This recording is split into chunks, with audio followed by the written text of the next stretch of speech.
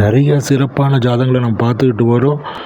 அதே மாதிரி இப்போது ஒரு சிறப்பான ஜாதகத்தை பார்க்க போகிறோம். அதுக்கு முன்னால் நம்ம சேனலை சப்ஸ்கிரைப் பண்ணி ஆதரவு கொடுங்க.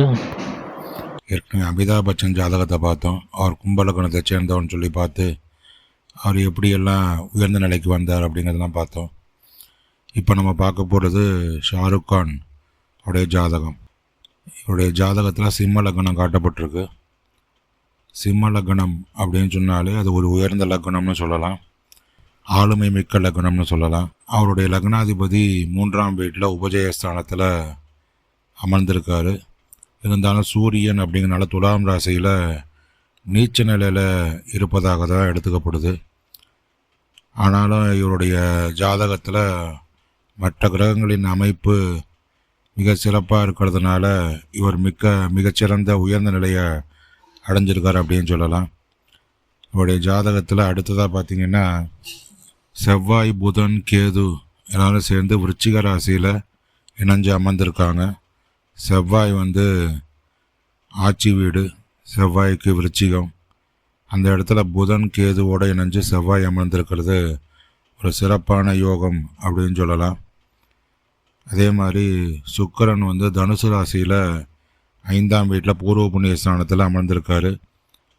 இது கலை மற்றும் திரைத்துறையில் அவருக்கு வெற்றியை குறிக்கக்கூடிய இடமா அமையுது அப்படின்னு சொல்லலாம்.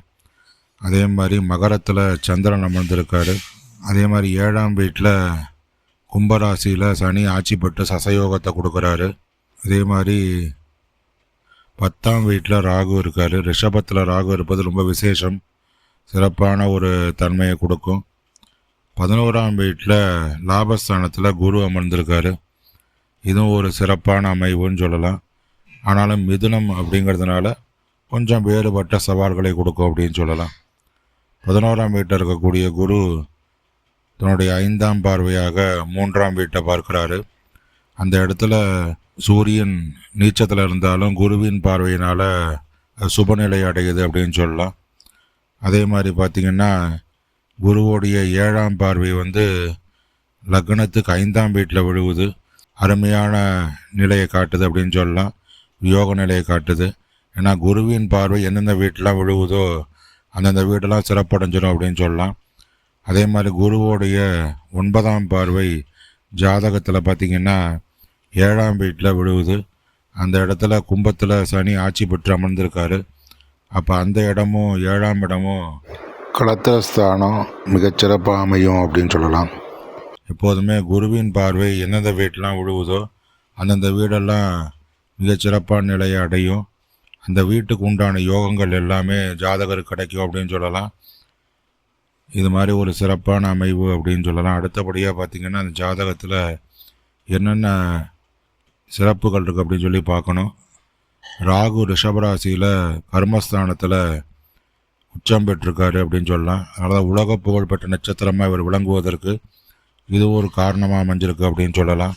இவரை நார்மலாக சொல்லுவாங்க பாலிவுட் பாஷா அப்படிங்கிற மாதிரி சொல்லுவாங்க. இவரோட ஜாதகத்தில் சனி பகவான் கும்பராசியில் 7ஆம் வீட்டில் அமர்ந்திருக்கார், ஒரு சிறப்பான யோக பலத்தை தருது. சுக்கிரன் கலைகளுக்கு அதிபதி அப்படின்னு சொல்லலாம். அவர் பூர்வ புண்ணிய ஸ்தானத்தில் அமர்ந்திருப்பது மிகச்சிறந்த யோக பலத்தை அவர் கொடுத்துருக்கு அப்படின்னு சொல்லலாம். அதே மாதிரி பாக்கியஸ்தானத்துக்கு அதிபதியான செவ்வாய் விருச்சிகத்திலேயே ஆட்சி பெற்று அமர்ந்திருப்பதும் ஒரு சிறப்பான யோக நிலையை அவருக்கு வழங்கியிருக்குன்னு சொல்லலாம். திரைத்துறையில் மிகச்சிறந்த நிலையை அடைஞ்சு உலக புகழ் பெற்ற ரொமான்டிக் ஹீரோவாக அவர் மாறினதுக்கு காரணம் பூர்வ புண்ணிய ஸ்தானத்தில் சுக்கிரன் அமர்ந்ததே ஒரு காரணமாக கூட அமையலாம். அதே மாதிரி ராகு பகவான் 10ஆம் வீடான ரிஷபத்தில் உச்சம் பெற்று அமர்ந்திருப்பதும் இவர் தொழில் ஸ்தானம் மிக உயர்ந்த நிலையை அடைஞ்சிருக்கு கலைத்துறையில் அப்படின்னு சொல்லலாம். சிம்ம லக்னம் அப்படின்னு சொன்னாலே ஒரு உயர்ந்த லக்னம். அந்த லக்னத்துக்குரிய லக்னாதிபதி உபயஸ்தானத்தில் முயற்சி ஸ்தானம் சொல்லக்கூடியது 3ஆம் இடம். அதில் அமர்ந்திருப்பதனாலேயே இவர் கடுமையான முயற்சிகள் செய்து உழைப்பின் வாயிலாக ஒரு உயர்ந்த நிலையை அடைஞ்சிருக்கார் அப்படின்னு கூட சொல்லலாம். அதே இடத்துல பார்த்திங்கன்னா குருவோட பார்வை அமையுது 3ஆம் இடத்துலையே. அதனால தான் இவருடைய உழைப்பு எல்லாம் வீணாகாமல் இவரை உச்ச நட்சத்திரமாக மாற்றிருக்கு அப்படின்னு கூட சொல்லலாம். இவருடைய ஜாதக அமைவில் குருவின் பார்வையினாலேயே இவர் மிக நல்ல நிலையை அடைஞ்சிருக்கார் அப்படின்னு கூட சொல்லலாம். ஏன்னா குரு குறிப்பாக பார்த்திங்கன்னா 3ஆம் வீடு, 5ஆம் வீடு மற்றும் 7ஆம் வீடுகளில் பதியுது.